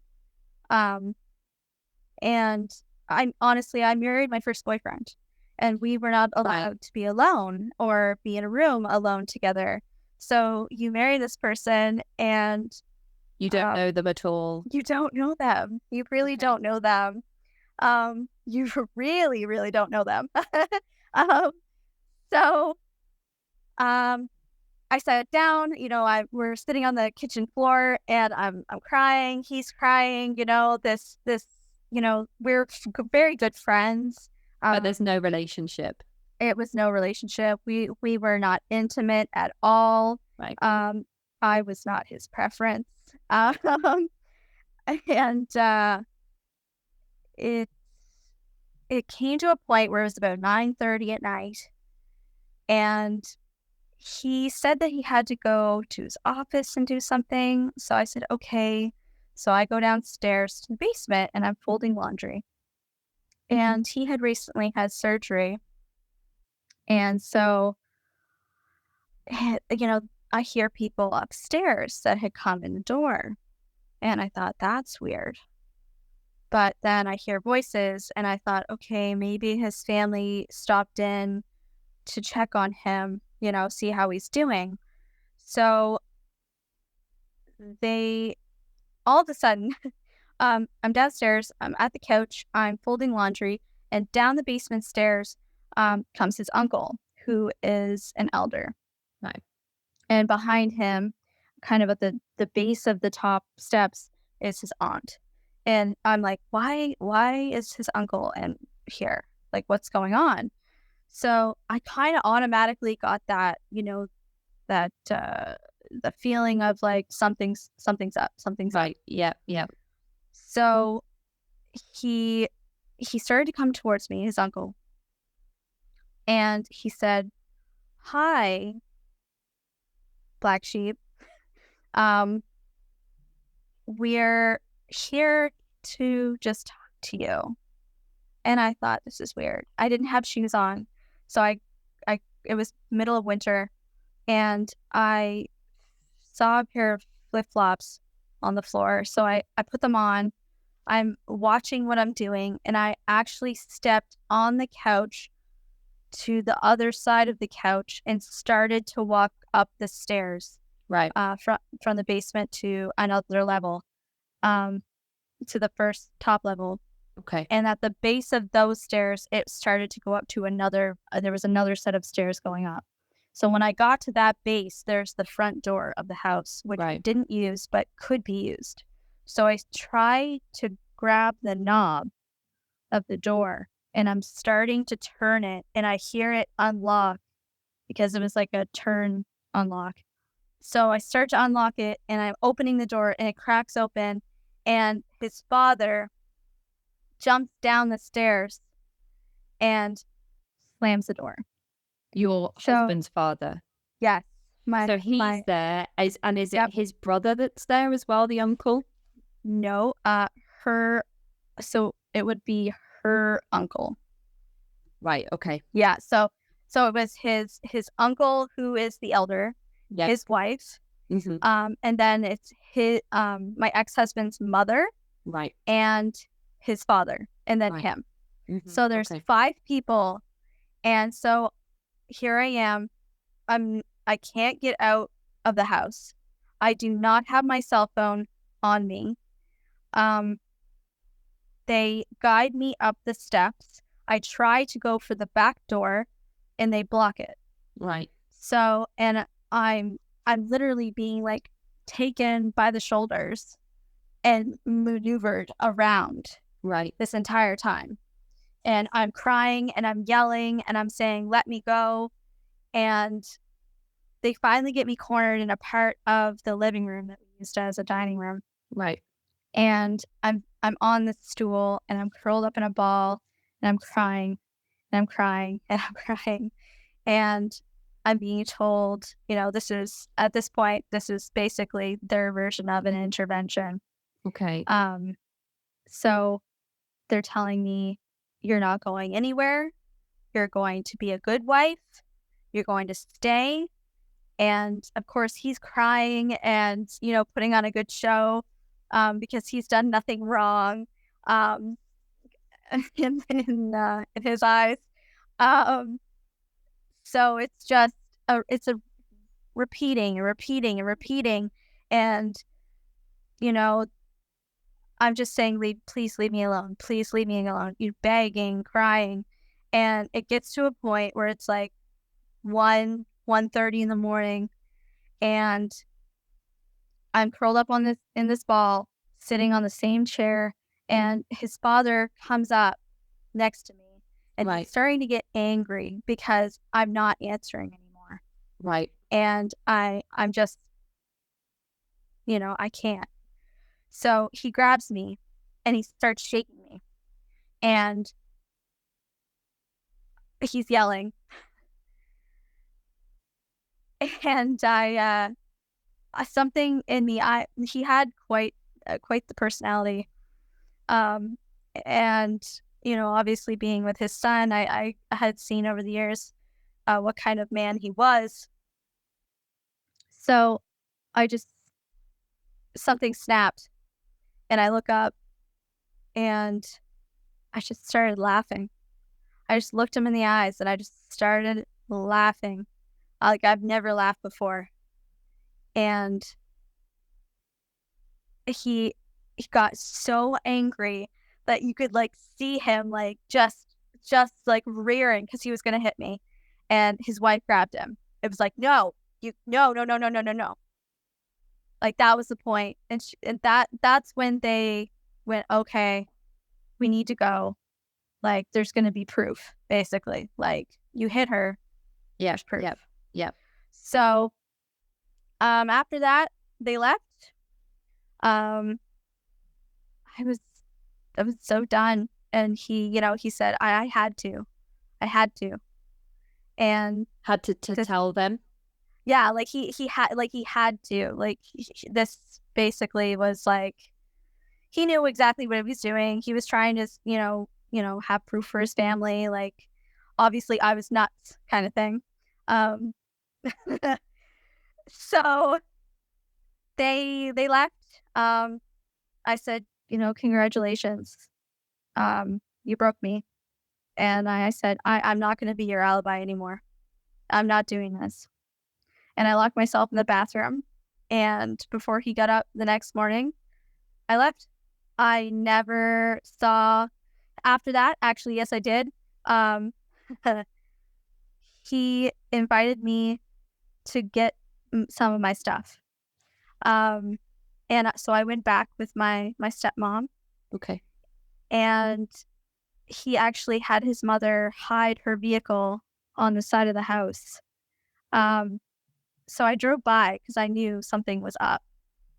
So she was there, and we go to the door, and he actually had we go to knock on the door, and he comes out, and he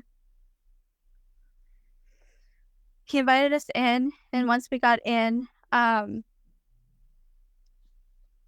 he started to get angry, and he wanted to argue, and he grabbed me, and I got out, but I got out. My stepmom did not get out, and he cornered her.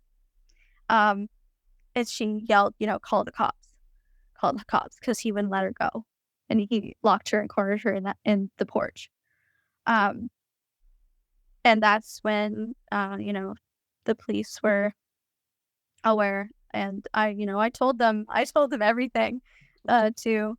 So yeah, it was kind of like once she kind of saw what he was like, and sort of had that You have a character witness, especially, and the fact too that proof of like he is capable. Like there were things that he did that was not okay. He was a very angry person, because obviously he was stuck in that JW life. That's not what he wanted, and he was angry that he couldn't be with the kind of person that he wanted to be with, and I was the alibi. So yeah, so even throughout our relationship, he would shove you against a wall, and if you weren't doing what he wanted you to do. Or I remember we were on a vacation with his parents, and he chucked me onto a lounge chair because I had made a snide comment or something, because I knew the real him. So yeah, it was a character, proof for sure. Were you disfellowshipped after this incident? You know what? I don't know. I do not know. I still don't actually know what my status is. And I don't care.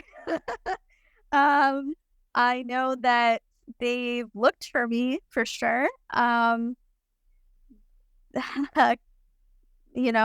it comes to the GWs, they have a lot of resources. And they've even gone after my father when he was doing his shopping one day. Oh, So okay. Yes, yeah. because after you moved out of your mum and stepdad's home and moved in with your father and stepmother, and your life drastically changed at this point. Yes. So I didn't move in with my father and my stepmom until after when I left my ex-husband. Um, After that night, I left that very morning. And I went, like, I called him, and I was not allowed to speak with him. I wasn't allowed to hang out with him or anything like that. It really had been years since I had ever even, spent a whole afternoon And or this whole is day. because he's disfellowshipped? Yes, Right, you're okay. I was not supposed to. There was a lot of guilt after I turned 13 and was baptized as a Jehovah Witness. That's when, the more like, you really shouldn't be spending time with your father because he's disfellowshipped. Um, so at that point, I stopped visiting him and stopped really speaking with him. So But yeah. when you got back in touch, you mentioned in one of your emails how your life Mhm. became just full of love and understanding and happiness. You're gonna make me cry. Yeah. Um, after that, I thank my father so much. And my stepmom. They completely changed my life. For the better. They're so amazing, and they're so welcoming, and they took me right in.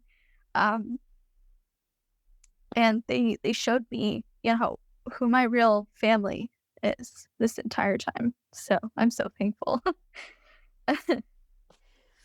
So I've just made a note here that being disfellowshipped is like having a dishonorable discharge.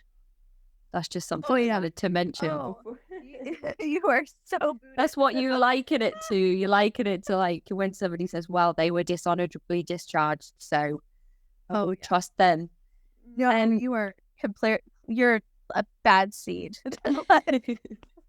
So a question that I've been asking a lot of people I interview, and I think this applies very much so to Jehovah Witnesses that are going out with all of the publications. How do you think that COVID-19 has affected the movement since everybody's had to be on lockdown? Well, I know for sure that they're cracking down, especially when it comes to their meetings, Sunday afternoons, Sunday meetings. It's all now about, don't listen to social media. Don't, do not go looking for answers on the internet. And, there's one thing, especially when it comes to approved websites. They mention that Jehovah's Witnesses have a list of approved websites for research and whatnot. There is no list. It doesn't exist. So you think they're worried about people getting some cognitive dissonance whilst they're being, away from regular services and having more time to free think? Oh, absolutely. They they're cracking down on people and what they're doing in their lives now that they have to be home and whatnot. I know it's awoken a lot of people. So So you think numbers might drop during this whole virus outbreak? I think that numbers will drop, but you're gonna have those diehard Jehovah Witnesses who are, clinging to it, and this is just another sign of the times, kind of thing. Like, this is just more proof that we're in the last days, or a few Jehovah Witnesses will get this, or all of them, or ex-GWs, whoever, the last days of the last days that we're in, which is a huge joke. Yeah, I'm so happy. I'm so happy that this is happening and people are waking up and being more open to hearing the truth, the real truth.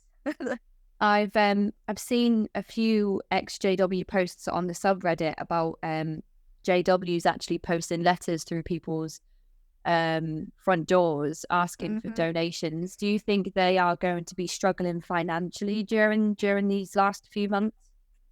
Oh, they're struggling financially because they have a lot of lawsuits happening right now. A lot.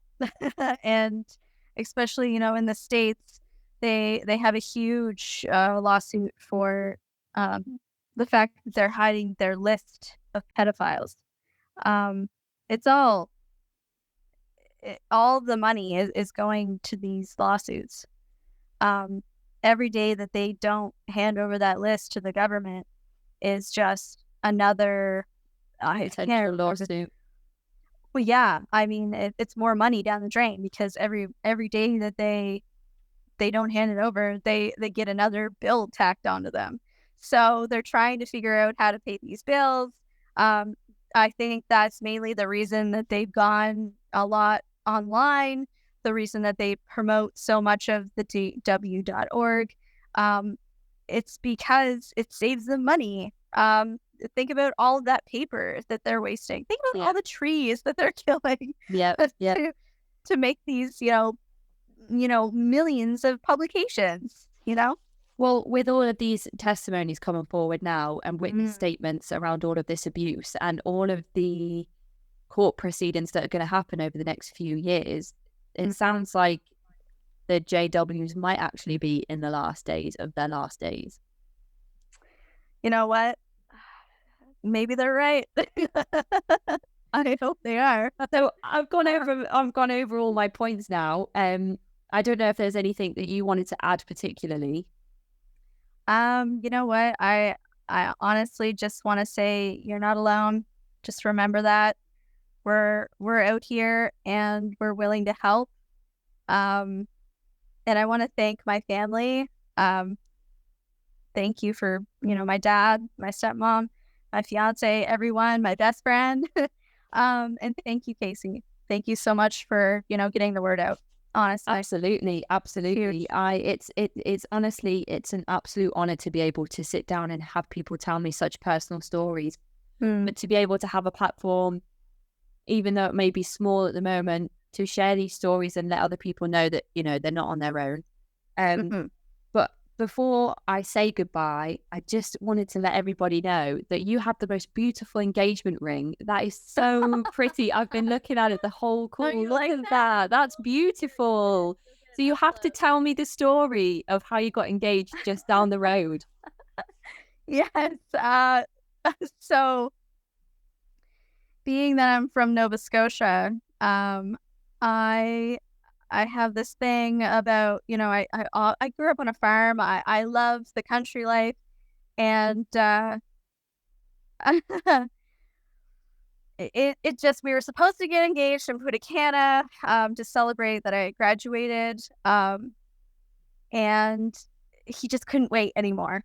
So I kind of knew it was happening. I knew that there was a ring. I knew that he was, planning it out. And so we just went for a little drive, and there's like a little historical area, and it's on the water. It's really cute.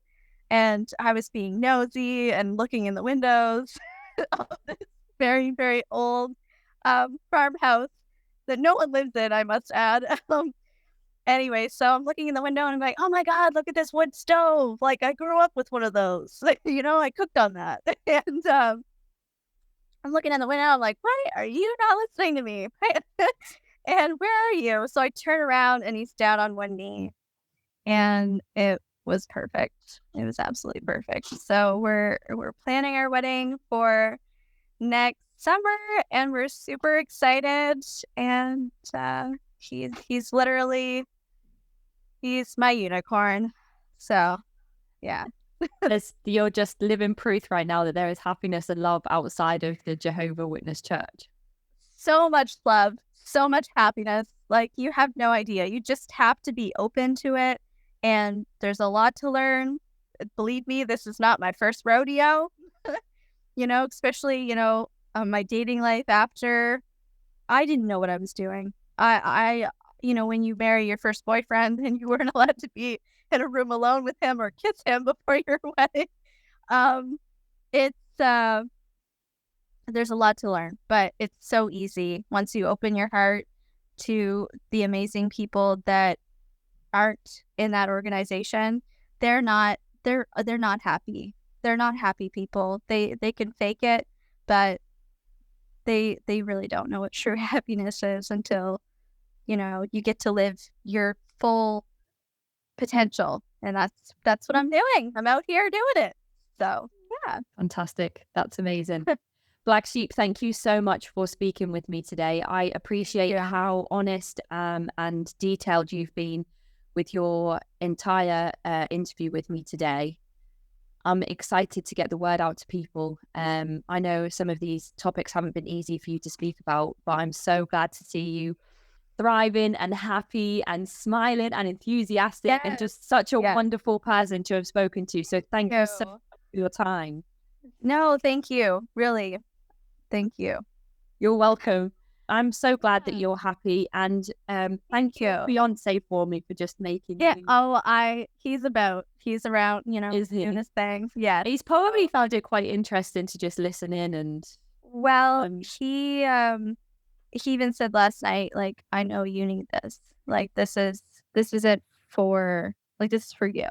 Yeah. So it's part of my healing also. Absolutely. Yeah. It's a place for you to sit here and tell me your story in the way you want it told, in your own words, with nobody hanging over your shoulder saying, well, that's not really how that happened. So yeah, I hope that that's what we've managed to achieve this evening. Absolutely. I'm so glad we did this. Thank you so much. Enjoy the rest of your day. Bye. Bye-bye.